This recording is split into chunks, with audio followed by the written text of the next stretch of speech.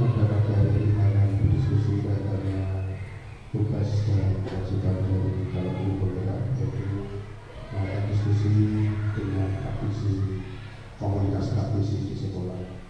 Di sini adalah bersama beberapa guru pendidik di SD Hidayah Selatan.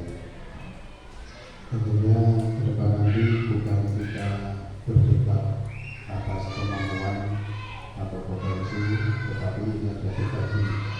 Tidak ada yang lebih, tidak ada yang kurang. Bahkan saya yang juga sebagai pengajar praktek yang mendampingi 7 guru calon guru penggerak, walaupun sebenarnya seharusnya satu PP itu hanya maksimal 4, tapi beradanya adalah 7 adalah 8. Dan saya sangat bersyukur sekali karena saya ada di seputaran kota yang saya punya karyawan sepertinya dari kota di Kalimantan dan juga pada utara.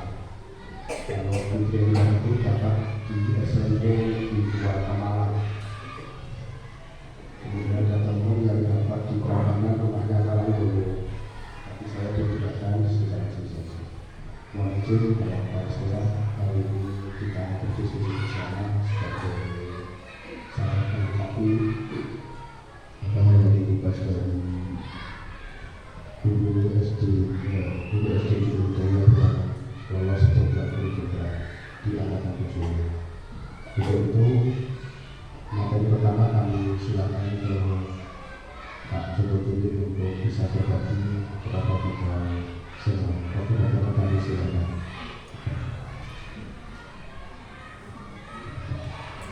Warahmatullahi wabarakatuh.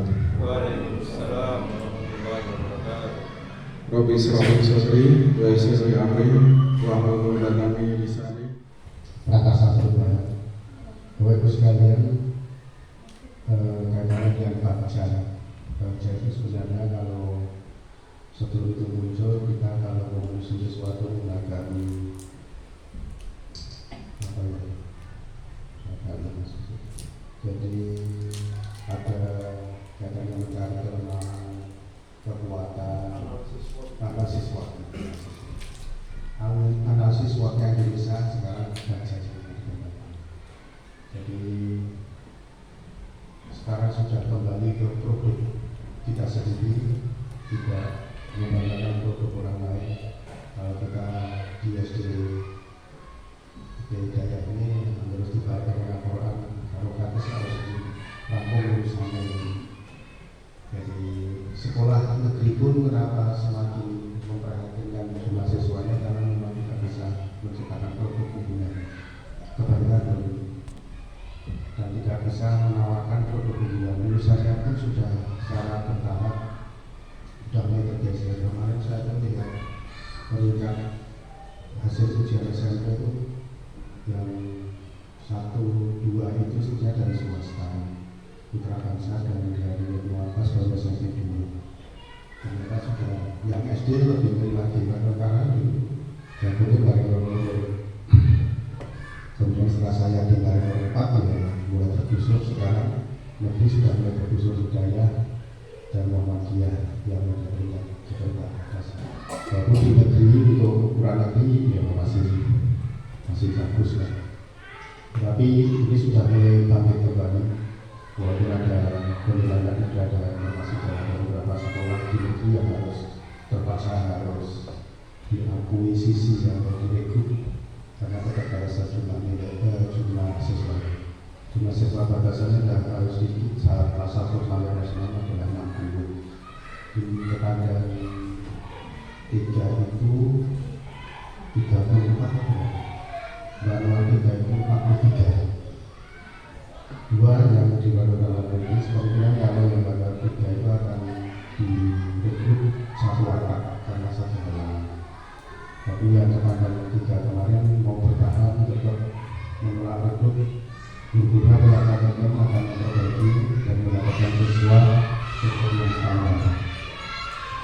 Sekolah-sekolah negeri yang bisa memberikan penawaran kepada orang tua yang siswanya banyak pasti punya program ini. Program dan itu banyak orang mahasiswa yang memilih sekolah yang berbasis agama. Termasuk saya dengan di SMP 2 diterima, tapi kan sekolahnya di sekolah swasta di sana di Asia Oki. Cuma akhirnya saya tidak ingin saya cerdas tapi agamanya tidak punya. Ciloko warisan anak-anaknya nggak paham dengan agama. Maka saya lupakan. Kenapa kalau nanti sudah dari bapak ini mau mati? Karena bukan dari guru kan saya kira nanti. Bapak ini salah, walaupun mau tidak rumus matematika lebih praktis. Saya tidak bisa berhenti hasilnya tidak mau. Guru ngajarnya tidak seperti ini. Dan tadi saya matur anak sekarang itu pergerakannya sangat tepat sekali. Saya enggak mengira kalau anak saya itu pintar bahasa Inggris itu karena ngegim. Jadi anak saya itu ngegim yang komunikasi, ada beberapa orang ngomong-ngomong, tapi maksudnya ini game bahasa Inggris. Maka ketika anak saya tanya orang sudah menyetujui ekstra kurikuler yang diikuti apa, nah saya pilih English Club. Itu soal bahasa Inggris mas mau bahasa Inggris bisa bahasa Inggris dari mana? Dari negeri. Makanya seperti itu. Dan benar ini bahasa Inggrisnya juga dirapatkan bagus sejak 6. Bapaknya saja nggak bisa bahasa Inggris. Butuhnya mau yes, no, exist, welcome itu biasa sih welcome. Kalau pengalaman bahasa Inggris saya ingat dulu dari Mas Joko sama Mas Ahmad pernah ngomong. Saya pertama kali diundang ke Singapura itu nggak pernah berbahasa Inggris sama sekali. Karena butuh pesawat, butuh tulisan exit, terus tulisannya migrasi. Ternyata SDM-nya Singapura itu luar biasa. Ketika yang dihadapi orang Indonesia, petugas itu menggunakan bahasa Melayu. Walaupun lucu karena saya pernah salah arah, saya belok kanan, kan saya itu kedatangan saya ketibaan saya nggak butuh familiar ketibaan kanan sambil kiri mentok setelah pintu gate yang terakhir itu sudah mentok sudah kaca. Saya dan anak saya spekulasi bahasa Melayu, saya tanya orangnya apa mau tanya untuk imigrasi mana? Bapak pusing-pusing aja, pusing aja atau belum? Pusing itu masa putar balik. Terus saya ingat waktu ke Singapura pertama, paman saya ngajak, ayo mari kita pusing-pusing. Wah, mereka kita pusing-pusing itu bermain berkeliling kota. Mari kita pusing-pusing. Jadi bahasa Buddha itu anak-anak itu budak bahasanya. Jadi ada hal lucu, saya datang pertama kali sana itu naik pesawat, ada pesawat Inggris, tidak bisa bahasa Inggris, ditawari makanan itu ada kata jajan ini titik gitu. Artinya saya tidak makan makanan yang tidak halal. Dan itu ternyata tidak ada sama sekali, saya punya itu maunya minta. Tapi saya minta minum setelah dikasih. Jadi ketika satunya lembut, mau makan tak duduk pada sedikit. Akhirnya alhamdulillah saya tidak melakukan order. Saya naik pesawat yang Airbus yang 2 tingkat. Tapi di atas ada kolam renang. Saya tahu kolam renang sampai 50% itu ada sini yang ditawari berenang pada ketinggian 32.000 kaki. Tahun 98 sudah secanggih itu pesawat di Inggris. Dan lampu nyala di siang hari untuk motor itu di Singapura sudah tahun 98 sudah seperti itu. Dan di sana tidak ada polisi sama sekali. Saya tanya mama kok nggak ada polisi sepanjang jalan kita dari Wotslan sampai ke jembatan mobilitas ke Malaysia itu polisinya itu kamera. Kita baru akhir-akhir ini menggunakan kamera sebagai polisi.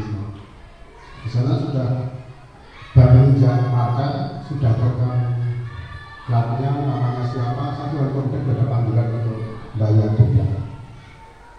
Dan senjata itu meludah sembarangan, ketahuan petugas, diberi baju goreng, selama 1 bulan bertugas di jalan itu bersihkan nyapu.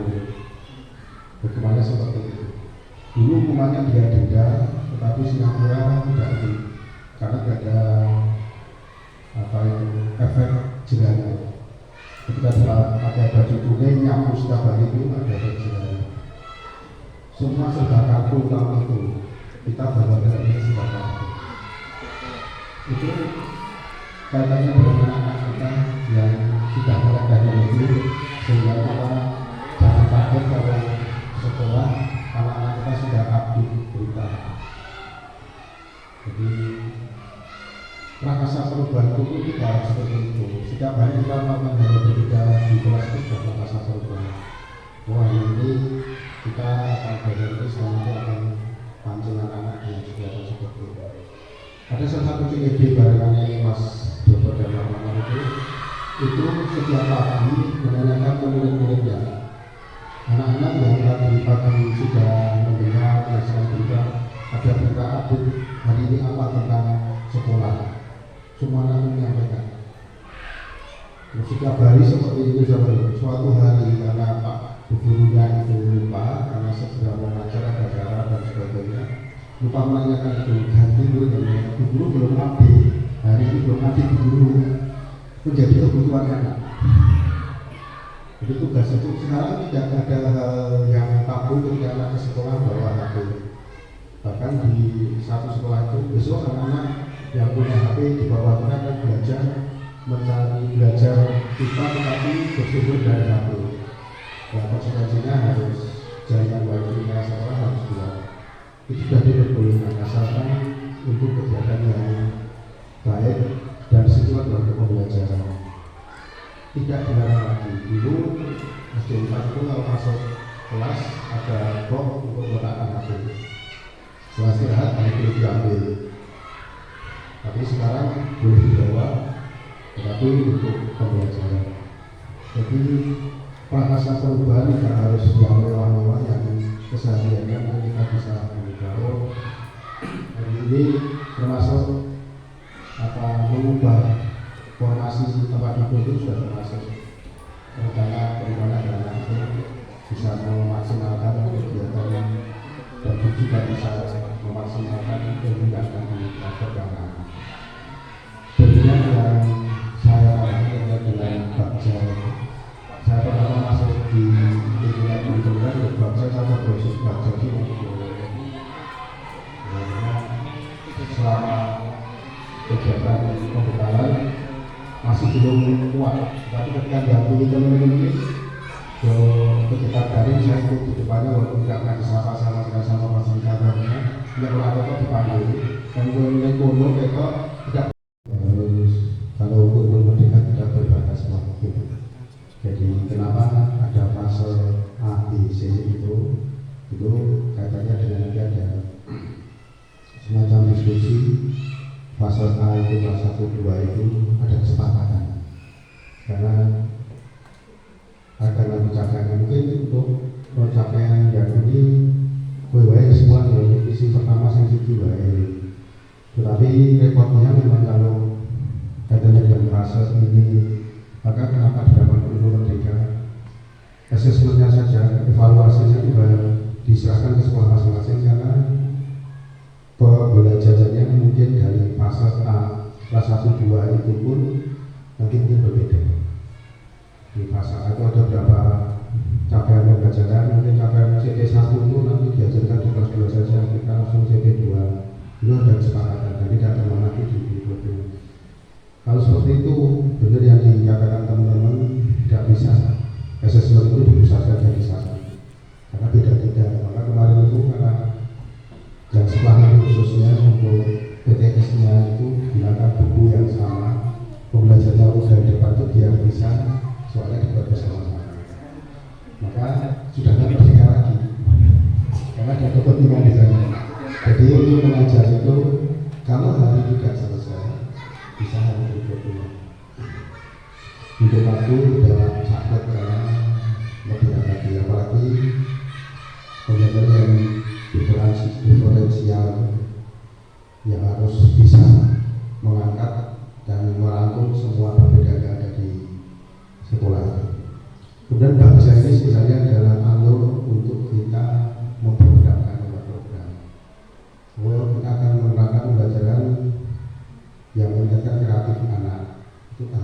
seperti itu sehingga tertata. Ketika tidak sukses itu bisa ditengok kembali kelemahannya di mana tadi. Tadi unsur B-nya, A-nya, A pertama, G atau C atau A. Jangan-jangan eksekusinya yang salah. Buat pertanyaannya sampai ke jabaran rencana itu sudah bagus, tapi eksekusinya ketika diterapkan ke anak-anaknya tidak sesuai, menjadi gagal pembelajaran yang kreatif itu misalnya. Jadi itu alur untuk menuju program yang bisa tertata dengan baik. Kemudian pembelajaran apa hanya berbasis proyek atau hanya berbasis, tapi kalau di kurikulum merdeka ini memang disarankan atau diupayakan ke proses dan proyeknya dan hasilnya, karena proses ini yang sering ditinggalkan. Jadi kalau saya memberikan gambaran ke teman-teman yang di itu bukan anak ingin makan ikan terus diberikan ikan, tapi anak diberikan pancing kain. Prosesnya dia mendapatkan ikan itu seperti apa? Untuk mendapatkan angka 10 itu kan prosesnya bisa berbeda-beda. Bisa 2 tambah 2 tambah 2 tambah 2 tambah 2, bisa 5 kali 2, bisa 2 kali 5, bisa 3 tambah 3 tambah 1. Prosesnya itu. Jadi anak menemukan satu produk itu prosesnya bisa berbeda-beda. Kita pergi ke Klaten itu pun juga bisa menjalani berbeda-beda. Dan itu tahu ada prosesnya. Juga tidak meninggalkan produknya. Karena produk itu sudah dituangkan pada tujuan atau divisi dan misi, tapi dikuatkan pada prosesnya. Itu yang di kurikulum merdeka ini diharapkan terjadi kolaborasi antar guru, khususnya di masing-masing guru yang mengenal fasa A, B, dan C. Fasa 1, fasa 2, B 3, 4, dan C adalah 5 dan 6. Karena disitu harus dari awal sudah ada kesepakatan pembagian yang diajarkan di kelas 1, fasa A itu apa saja, yang di kelas 2 apa saja. Sehingga merdeka walaupun dikatakan merdeka tidak semerdeka karena di situ ada ketentuan fase yang ada di situ. Itu yang mungkin bisa kami tambahkan. Untuk kalau masih ada waktu 10 menit. Kalau tidak ada, demikian bagus sekali. Terima kasih.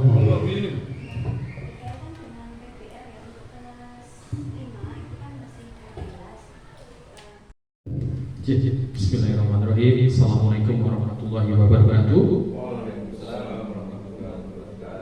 Ya, yang kami hormati Bapak Sumaryanta selaku pembimbing praktik SKPKB kami, juga beliau sebagai pengawas Korwil Kecamatan Klaten Utara, dan yang kami hormati Ustaz Esti Purwanto selaku Kepala Sekolah SDT Daya Klaten, dan yang kami hormati juga Ustazah SDT Daya Klaten yang pada kesempatan pagi hari ini telah meluangkan waktu untuk berdiskusi bersama tentang visi dan perubahan seperti itu, prakarsa perubahan seperti itu.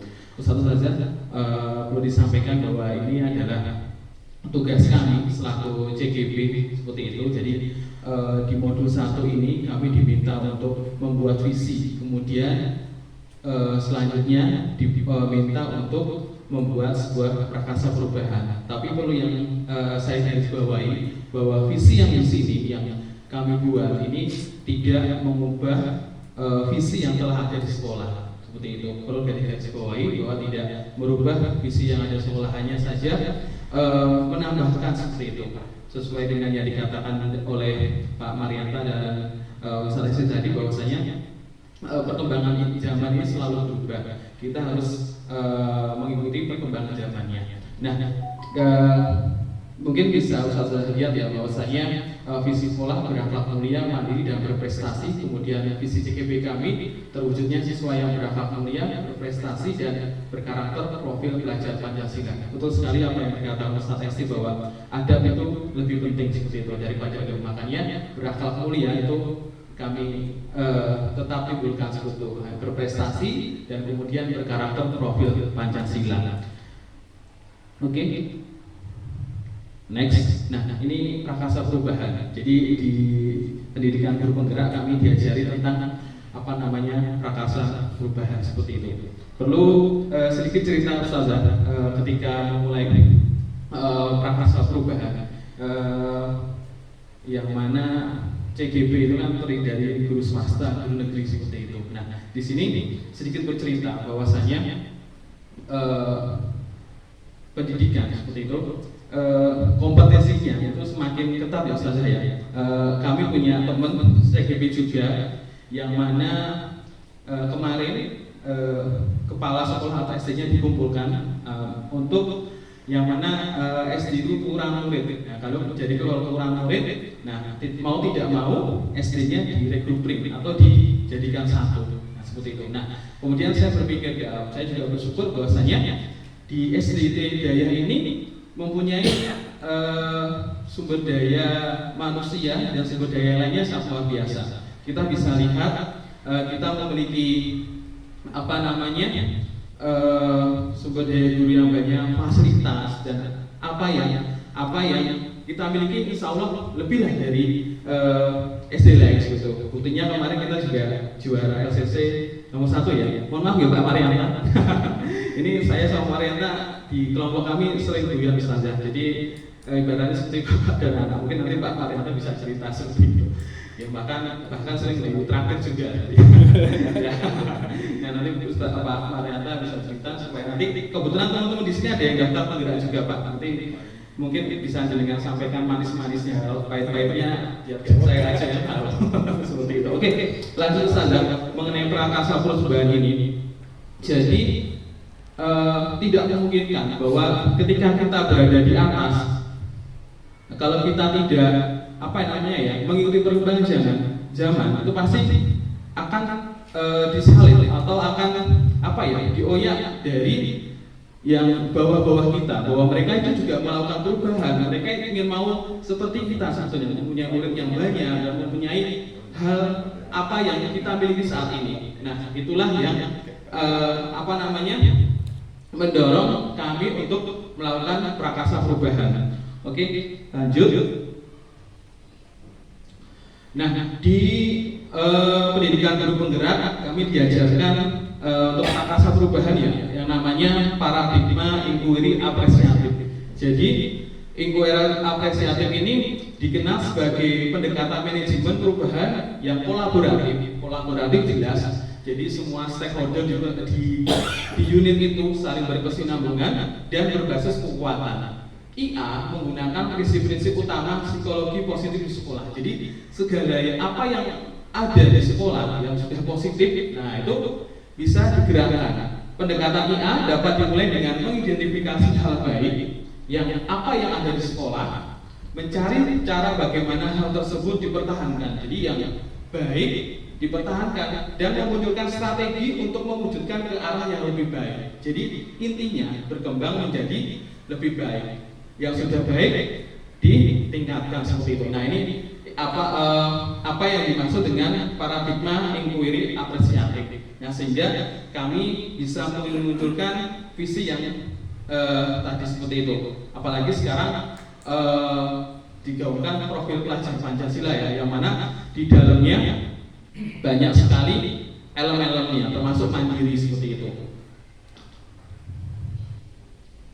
Nah, di inquiry apresiatif ini ada yang namanya sebuah istilah atau metode yang mana bagja. Nah, bagja ini merupakan singkatan dari atau step by step-nya seperti itu. Buat pertanyaan utama, defense, ambil pelajaran, discover, gali mimpi, dream, jabarkan rencana, desain, atau eksekusi, deliver. Jadi ini ada step by step-nya untuk sebuah prakasa perubahan itu. Nah, yang dikenal dengan bagja. Nah ini lumayan pusing mempelajarinya seperti itu. Oke, lanjut. Nah, di sini kami di CGP diminta untuk fokus untuk prakasa perubahannya. Nah, tadi di sini prakasa perubahan kita atau saya seperti itu berfokus pada visi aspek berkarakter profil pelajar Pancasila dimensi kreatif. Saya mengamati bahwa apa yang telah ada di sekolah itu sebetulnya sudah lengkap sebenarnya. Saya juga bingung ini mau dirubah apanya seperti SDD. Untuk kepribadian ya sudah masuk, untuk akhlak ya alhamdulillah lebih baik seperti itu. Untuk SDM dan lainnya sudah bagus. Nah, di sini saya mengambil dari dimensi kreatifnya. Kalau di profil pelajar Pancasila kan apa harus ada 6 elemen: betapa, beriman, mandiri, kreatif, ngomong global. Kreatif ya, nanti lihat di empat juga.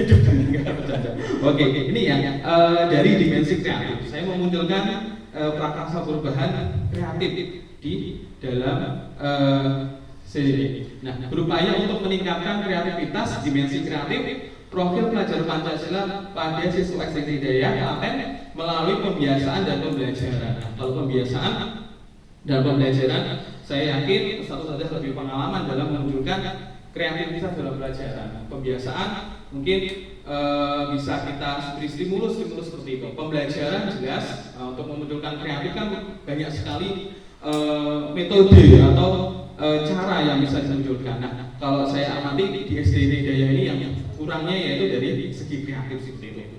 Lanjut.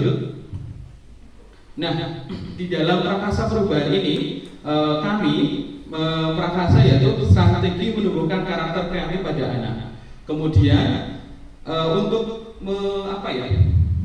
perubahannya itu, nah, kita ingin mengoptimalisasi kegiatan yang menumbuhkan karakter kreatif melalui pembelajaran project based learning. Jadi, nah ini optimalisasi. Kalau kita lihat kan, saya sendiri juga kalau mengajar ya juga, buat aja belajar green. Nah, di sini bagaimanakah kita untuk menumbuhkan dari kreatif itu? Salah satunya melalui pembelajaran project based learning. Ada yang tahu? Salah saja project based learning untuk apa? Bu Yuni mungkin? Pembelajaran berbasis proyek. Iya, habis lulus. Nah, jadi ya salah satunya ini saja ya. Salah satunya contohnya melalui pembelajaran project based learning seperti itu. Nah, ini mungkin langsung sebagai tadi apa yang dikatakan Ustaz Bagio bahwa pembelajaran berbasis proyek adalah model pembelajaran yang menggunakan proyek atau kegiatan sebagai sarana pembelajaran untuk mencapai kompetensi sikap, pengetahuan dan keterampilan yang dicapai peserta didik seperti itu. Jadi menurut saya, nah, dari inilah anak kita bisa menimbulkan sikap atau dimensi kreatif daripada anak-anak. Nah, anak-anak mungkin salah satunya bisa kita ajak untuk keluar kelas dan lain sebagainya seperti itu. Oke, lanjut.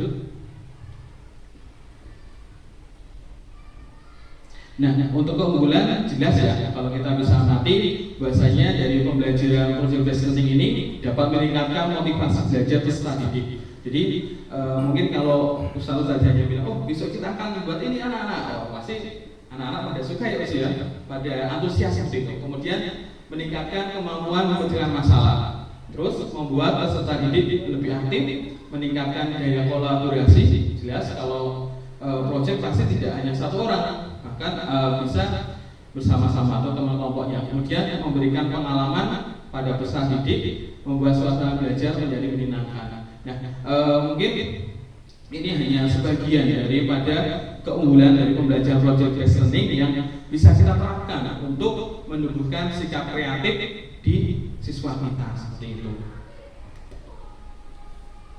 Nah, contoh-contohnya mungkin banyak sekali ya. Salah satunya seperti itu, misalnya matematika membuat bangunan, saya membuat tumbuhan dan lain sebagainya. Ini mungkin tidak usah kami jelaskan karena satu saja lebih tahu seperti itu. Ini ada beberapa contoh. Nah, ini ada memasak juga termasuk proyek. Nah, misalnya proyek membuat nasi goreng ya, seperti itu. Ini juga termasuk proyek. Terus kemudian, nah ini kemudian di UPAC kemarin yaitu membuat apa ya namanya mading ya tentang keragaman Indonesia. Kemudian ini yang proyek penguatan pelajaran Pancasila yang di Guru Merdeka. Nah, jadi kalau saya amati memang betul mengapa kok kurikulum itu selalu berubah-ubah. Kemarin K13, sekarang ganti kurikulum merdeka. Iya, karena apa? Karena perkembangan zaman itu selalu berubah saja. Jadi seperti apa yang dikatakan Pak Marianta tadi, jadi kita harus mengikuti perkembangan zaman. Kalau kita tidak mengikuti, ya udah kita bisa tergilas atau mungkin kalah seperti itu. Nah, di kurikulum merdeka, jadi setiap satu semester itu wajib untuk mengadakan proyek. Mungkin tujuannya seperti itu. Lanjut. Nah, tadi seperti yang sudah saya sampaikan bahwa untuk prakarsa perubahan itu ada tahapan yang mana dikenal dengan tahapan bagja berdasarkan prakarsa perubahannya. Mungkin sinambi Ustaz saja santai mawon Pak.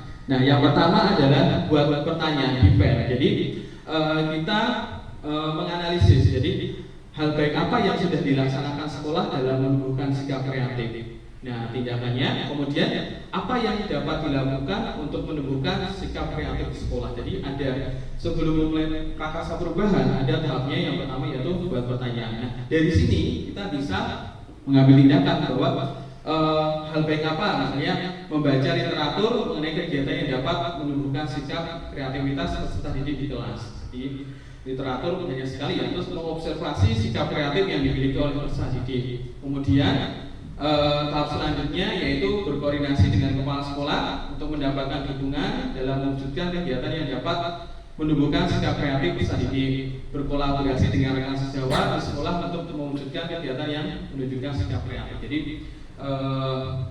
perlu adanya kolaborasi kalau di sini saya lihat untuk menumbuhkan ini seperti itu. Kemudian yang kedua selanjutnya adalah ambil pelajaran atau discover. Nah, setelah kita buat pertanyaan apa yang harus kita lakukan, apa yang kita amati, kemudian apa yang akan dilakukan guru untuk menumbuhkan sikap kreatif. Kemudian hal baik apa saja yang dapat dilakukan untuk mengembangkan sikap kreatif pada peserta didik. Nah, tindakan yang saya lakukan adalah mencari contoh nyata tentang kegiatan yang dapat menumbuhkan karakter kreatif. Nah, sekarang saja banyak sekali hal yang bisa kita contoh ya. Kalau sekarang sudah ada platform Merdeka Belajar, itu kita dengan luasa bisa mengamati atau kita bisa mengambil contoh dari sekolah-sekolah lain seperti itu. Kemudian dari YouTube, dari situs-situs sekolah dan lain sebagainya. Nah, itu kita bisa mencari contoh. Jadi kita tidak memunculkan sendiri, tidak 100% seperti itu, tapi kita bisa kalau dikenal ATM, amati, tiru, dan modifikasi seperti itu. Kita bisa mencontoh itu. Kemudian memberikan pelajaran berbasis proyek kepada peserta didik. Nah, ini salah satunya seperti itu. Oke, lanjut. Nah, yang ketiga dari tahapan bagja yaitu gali mimpi, dream. Nah, pertanyaan yang kita munculkan yaitu apa saja yang diharapkan dari sikap kreatif pada peserta didik. Kita itu mau menumbuhkan kreativitas itu apa tuh yang kita harapkan. Kemudian hal baru apa yang akan dilaksanakan dalam menumbuhkan karakter kreatif.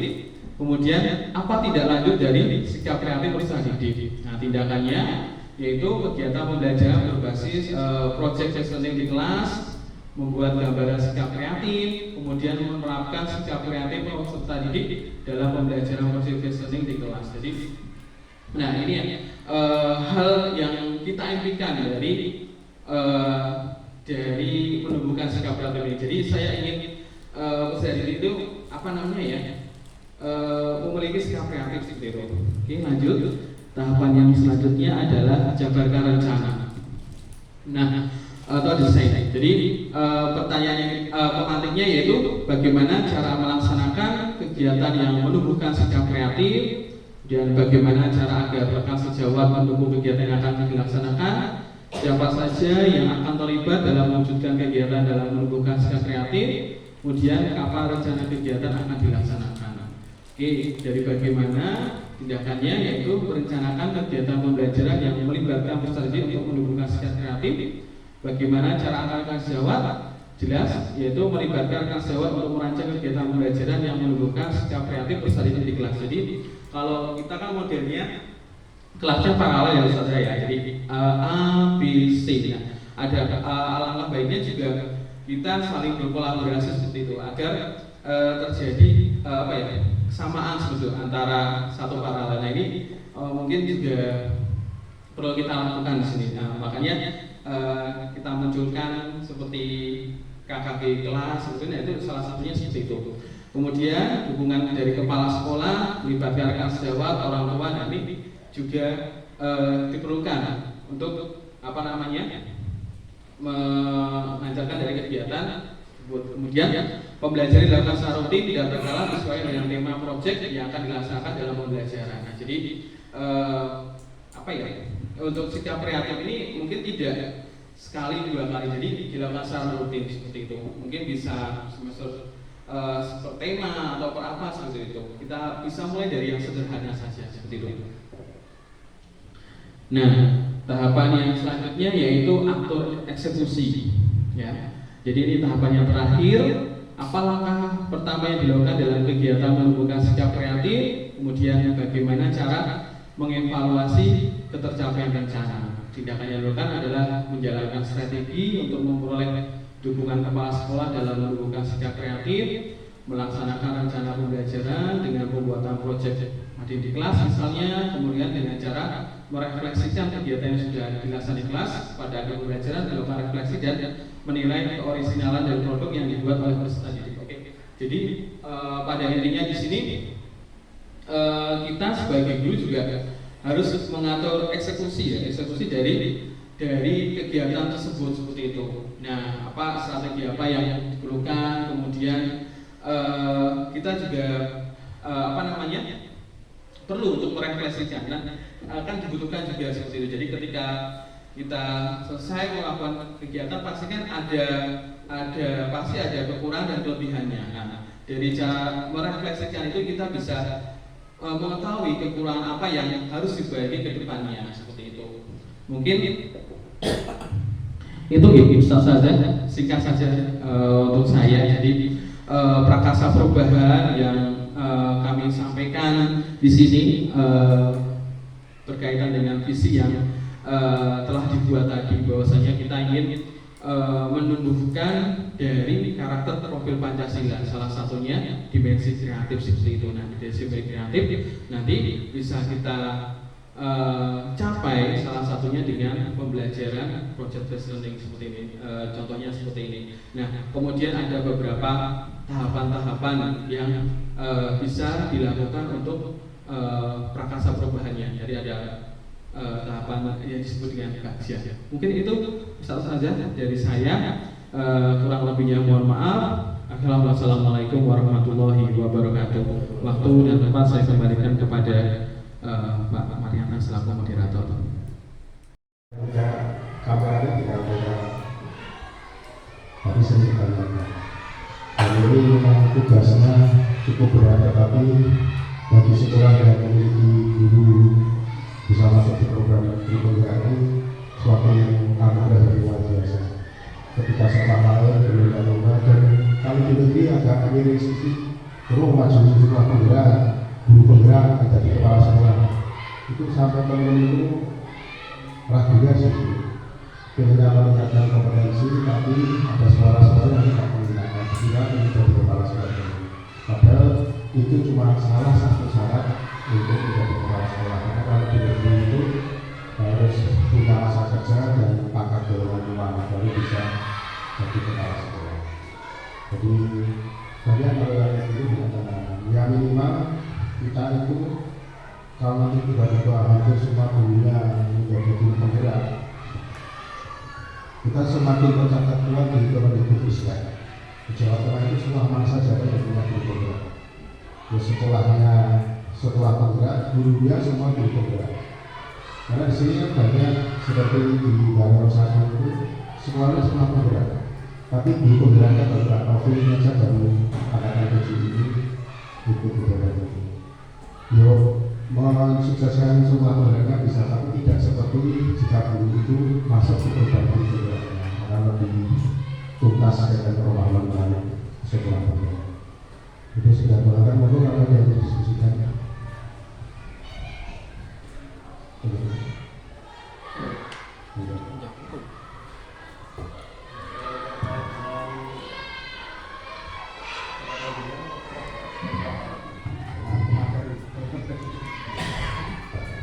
untuk kedua kalinya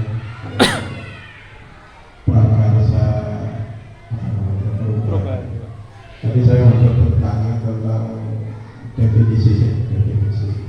Karena setiap setiap eksekusi dari sebuah istilah itu harus tahu definisinya. Tadi sudah disampaikan tentang prakarsa dan perubahan, yang sudah dijelaskan. Tadi mengambil sisi kreatif. Saya masih ada pertanyaan ini Pak Joko Pak Rahmat terkait dengan kreativitas dalam pembelajaran. Tadi dicontohkan dengan model UPN, jadi project desain. Jadi saya membayangkan itu kan kalau langkah-langkahnya cukup panjang, sementara waktu yang diberikan itu kan tidak sepanjang kalau kemudian kita menerapkan dengan berbasis proyek. Karena di situ ada pertanyaan, kemudian ada produk yang kemudian dimunculkan. Yang menjadi pertanyaan saya yaitu bagaimana mengkreasi agar PBL itu berjalan sesuai dengan waktu yang ditentukan. Satu, yang kemudian yang kedua, apakah ada model yang lain yang sesuai dengan tadi disampaikan ada pembelajaran tadi yang sesuai dengan baca tadi ya. Jadi selain PBL itu apakah ada yang bisa kita terapkan yang sesuai dengan judul prakarsa perubahan tadi. Kemudian yang ketiga, saya juga masih bingung pada pelajaran-pelajaran tertentu yang di situ agak susah sih untuk membuat sebuah proyek. Bentuk proyeknya seperti apa ya? Misalkan kalau bahasa Indonesia jelas, misalkan membuat puisi, kemudian IPA jelas itu membuat kalau tata sosial membuat susunan kata, matematika mungkin membuat kubus dan sebagainya. Nah, terus pelajaran-pelajaran lain yang di situ seperti IPS atau PKN yang di situ kalau PKN pendidikan kewarganegaraan itu materinya kan gitu, mungkin butuh buku dan sebagainya. Termasuk pelajaran PAI yang pendidikan agama Islam. Nah, proyeknya seperti apa? PAI, Pak. PAI, kemudian ada PKN yang itu kan sekilas semacam dogma. Misalkan prakteknya misalkan Pancasila itu seperti apa, pembukaan dengan dasar isinya seperti apa. Itu ya. Itu tiga hal yang pengen saya sampaikan. Terima kasih.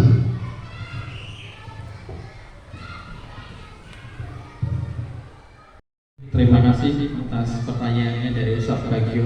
Ini pertanyaan kelas berat Pak, kalau bisa di ranking seperti itu. Oke, langsung saja coba saya jawab ya Pak. Apa yang tanya Ustaz Bagio tadi, kalau itu nanti bisa saya sampaikan kepada Pak Marianti selaku BPP. Yang pertama tadi mengatur waktu ya Pak ya. Mengatur waktu dalam misalnya pembelajaran berbasis project ya Pak ya. Yang jelas tetap saja bahwa kita tidak bisa memungkiri bahwa kita dalam mengajar di kelas itu terpancang atau terpaku waktu dengan waktu. Dalam arti gini, misalnya di kelas C seperti itu kita hanya ada jam di hari tertentu, di jam waktu tertentu seperti itu. Nah, dalam pembelajaran project listening ini yang setahu saya ya, jadi itu tidak harus diselesaikan dalam satu waktu tersebut. Jadi kan di project listening kan ada beberapa tahapan. Nah, kita bisa melakukan tahapan seperti itu. Beberapa tahapan mulai dari perencanaan, mulai kemudian misalnya mengamati atau mencari bahan, kemudian dan lain sebagainya. Jadi ya yang jelas tadi pada intinya dari pembelajaran project listening ini tidak terpacu oleh waktu seperti itu. Jadi siswa dan guru diberi kebebasan seperti itu untuk melakukan proyek atau proyek yang akan dibuatnya seperti itu. Itu yang pertama. Kemudian yang kedua tadi tentang bagian ya Pak ya, dalam alur prosesnya seperti ini. Jadi kalau ini hanya semacam pemantik seperti itu Pak. Jadi kalau proses prakarsa berubah, jadi kita mau dulu, kita buat pertanyaan, hal apa toh yang harus kita kembangkan dari sini. Kemudian setelah itu ambil pelajaran. Jadi hal apa yang sudah ada seperti itu. Kemudian gali mimpi. Hal apa yang mau kita capai dari seperti itu. Kemudian jabarkan rencana. Kita merencanakan apa yang akan kita lakukan, kemudian atau eksekusi. Jadi ini hanya sebatas Pak ya, langkah atau tahapan-tahapan seperti itu. Jadi untuk mempermudah daripada prakarsa perubahan. Jadi kalau kita ngawang-ngawang, oh saya mau ini, tapi dari mana ya? Apa yang mau saya kan masih ngelambrang. Jadi ini adalah step by step tahapan-tahapannya seperti itu. Kemudian untuk pelajaran PAI sama PKN ya Pak ya, untuk proyeknya. Jadi kalau menurut saya PAI, PKN itu proyeknya yang lebih lebih mengarahkan siswa untuk bersosialisasi seperti itu. Jadi tidak menghasilkan produk sebetulnya. Mereka bisa kita minta untuk proyek misalnya mengamati keberagaman di lingkungan sekolah. Nah, jadi mereka bisa kita aja untuk mungkin bertanya atau berkunjung ke ke rumah warga seperti itu, termasuk mungkin menurut saya mengajarkan anak-anak itu untuk belajar langsung seperti itu, tidak dari satu sumber seperti itu. Mungkin ketika mereka melakukan kegiatan itu ada sesuatu yang bisa mereka tangkap seperti itu. Mungkin itu Pak, mungkin kurang lengkap ya Pak. Tambah satu lagi tadi yang kelewat Pak. Jadi modal pembelajaran tadi yang dengan contohkan adalah apakah ada model yang lain yang cocok diterapkan di pembelajaran di kurikulum merdeka? Oh gitu. Terima kasih. Jadi sebetulnya banyak Pak. Jadi di kurikulum merdeka kan, jadi guru itu kalau namanya sudah merdeka ya, jadi diminta untuk memerdekakan guru lah seperti itu, untuk mengajarkan kepada siswanya seperti itu, memerdekakan. Jadi tidak terpacu terhadap hal-hal yang konkret seperti itu. Nah, kalau ditanya tentang berbagai model pembelajaran, banyak ya Pak ya, selain project based learning ada problem based learning, jadi suatu pemecahan masalah seperti itu. Kemudian ada pembelajaran tentang berbasis alat peraga dan lain sebagainya. Masih banyak lagi lah seperti itu. Jadi intinya kita di kurikulum merdeka ini lebih berdiferensiasi, jadi lebih mementingkan keragaman dari peserta didik. Jadi tidak coro-corone, tidak satu arah. Kalau menyebutnya tidak kalau satu arah itu ya bersumber dari guru lah seperti itu. Jadi beragam gitu. Mungkin itu Pak bisa saya. Berarti semua bisa masuk. Bisa Pak, seperti itu. Mungkin Pak Mah menambahkan. Itu Bapak Ibu sekalian, cukup berani diskusi hari ini. Terima kasih atas keikutsertaannya. Kami sangat berharap dukungan dengan adanya dengan saudara kita yang berdua, karena nanti sampai bulan Juni beliau harus berdarah-darah katanya dengan berusaha untuk lolos dan lulus di program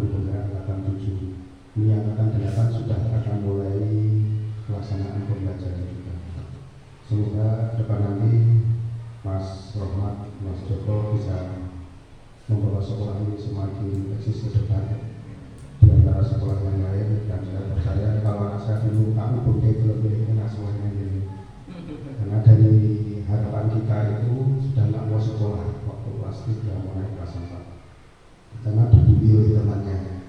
Kalau dibully dengan fisik mungkin bisa sebatas, bulinya dengan ucapan jadi dirasa. Karena saya itu kalau dibilangi yang bully kamu siapa, itu loh Pak, kecil besar saya kok di paling ini, aku nggak mau nyakiti orang lain. Jawabannya cuma nggak mau nyakiti orang lain. Ketika ekstrakurikuler di sekolah harapan kita, kamu seperti Pak Bapak aja, hobinya bila diri ikut taekwondo yang nggak mau. Alasannya apa? Nggak mau nyakiti orang lain. Itu membela diri bukan nyakiti orang, nggak mau tetap nyakiti orang lain.